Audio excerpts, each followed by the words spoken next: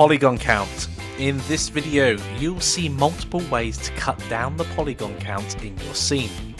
And understand that it is the speed of your computer that will dictate how complex a scene can be before it starts to become unmanageable. Now, some of you are going to have very basic machines and some of you are going to have real powerhouses. Of course, most of us will have somewhere in between, and I've noticed that the particular scene that I'm working on at the moment has reached nearly 5 million polygons, which is starting to become unmanageable. I'm planning on adding some more geometry soon, and I know at that point Blender is going to start to jerk about, the computer being unable to process all of those polygons. So we're going to go and sort that out now by hopping on over into Blender. Right, so here we can see straight away, if we glance at the info header, we can see the vertices, edges, faces, etc.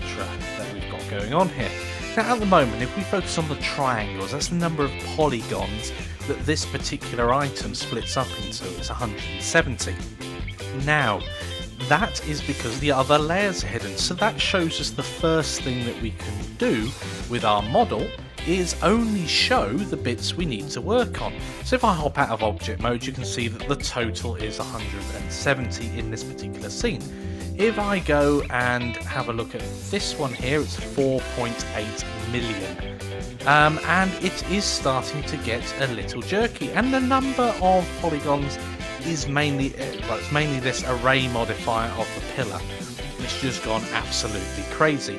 And this last layer, layer 1, well, that just has the lighting on it and this sphere. So there are 960 triangles here, or 960 polygons. So the first way of splitting something up is to put it in layers, so when you're not working on it, you can just turn it off so it's not interrupting your scene. The second way, of course, is actually changing the amount of geometry there is. So I'm going to first of all go to solid, because that is going to be quicker than being in textured mode. And let's just focus on these pillars themselves, because I do believe that is the cause. And I can go to my modifier. I'm not interested in the array or the mirror.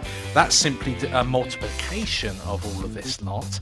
But it's probably this multi-res. So what I can do here is leave it at 4 on the sculpt and render. So if I need to go in and do more detail, I can do. However, turning the preview amount down is making it much better. So if we go all the way down to 1, we end up with 1.7 million triangles. And the reason why it's dropped, but not dropped tremendously, is because if I go ahead and select the pillar base and do the same to that, we should start to see it plummeting down, and finally the pillar top as well. If we bring that all down to version 1, we end up with 77,000 polygons, which is absolutely fine in this scene with lots of complex objects in it. And when we have a look, we can see that it is a lot more jerky now. Now there are some other things that we can do to help smooth that out, and indeed, thinking about it, the high polygon mesh that we're using is simply so we can include detail in the bakes, in the mapping that we are generating from this model. In essence, we actually want the lowest possible number of polygons, especially if we want to export this. And of course, the less polygons are, the quicker your render times will be as well. Of course, we don't want so few polygons that it starts to make the scene look all jerky. We certainly don't want to go down that route. Another thing that we can do here just to help us out is when we select certain objects, let's turn on smooth shading. That will certainly help make it look a lot less jagged, and there we go. We can see straight away that the smooth shading has made these pillars much better. I'm just going to turn off the properties panel on the tool shelf so we can see more. Of course, it makes the walls look a little bit odd, but otherwise that is looking pretty good now, and it's a lot less polygon. So I'm going to leave it low down like this. You may have already discovered that your computer isn't that great when it comes to 4 or 5 million polygons. That's fine. Don't show all of that detail, or try not to go too detailed in the first place. There will be times, of course, like when sculpting these pillars, that we do want detail, and in order to do that we add geometry. but then we distill it down, we take the essence of what it is and we make it back into a simple polygon mesh. Now obviously the multi-resolution modifier certainly helps do that, but there are numerous of other ways that we can do it as well. So if this doesn't help you, then of course what you can do is split it up into separate layers. Personally, I'd probably have the well, let's do it now. Let's go ahead and shift some of these components to different layers. We've already got the lighting on a different layer, but it seems a bit silly to have both the building and the contents of the building, the internal structure, on the same layer. So of course, I've got a bit of a challenge for you guys. I would like you to optimize your scene.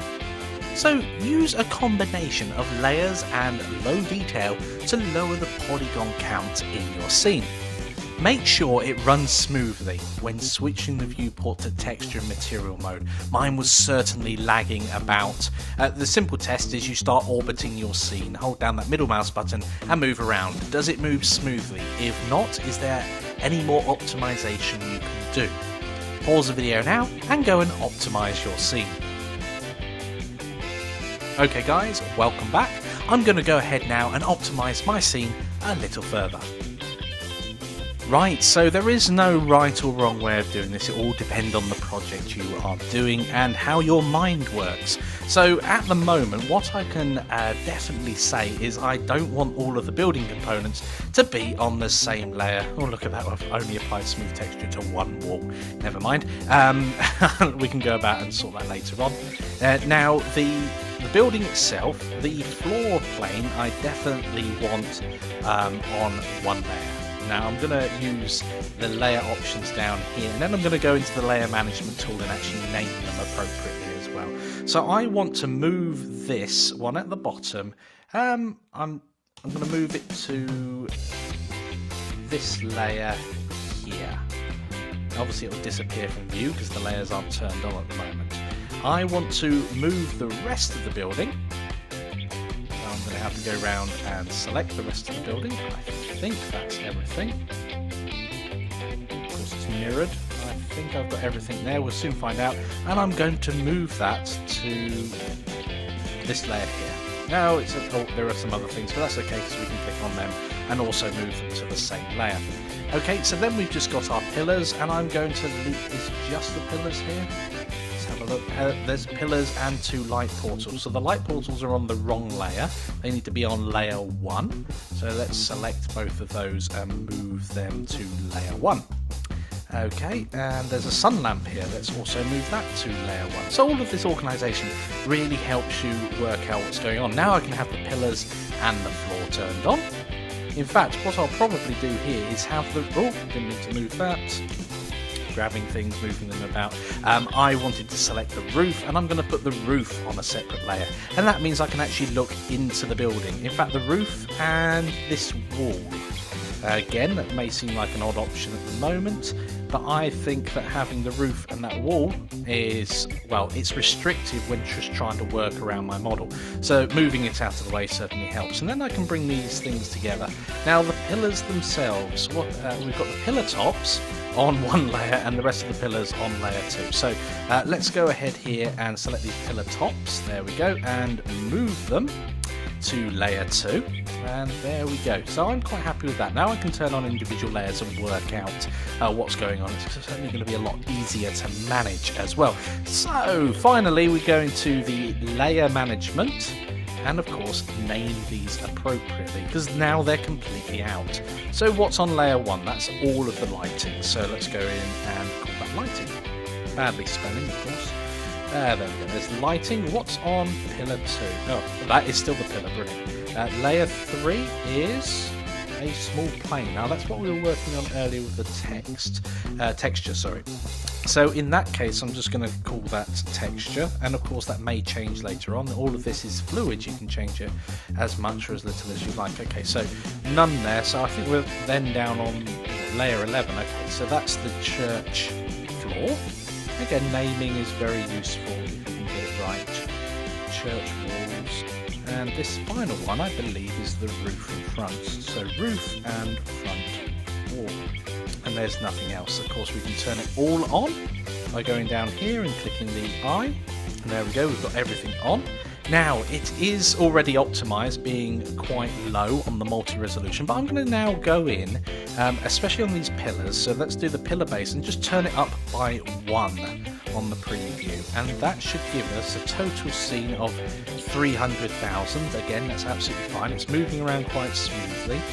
Let's switch to this camera view and have a look in and get rid of this tool shelf so I can see what's going on. Okay, that is good, and we've also now got the roundedness. I wasn't very happy that it just came to a point before. If I turn the preview level down, on the top it's not making too much difference, but certainly here, that just to me looks horrible, so I'm just going to increase that by 1, and I'm happy with that.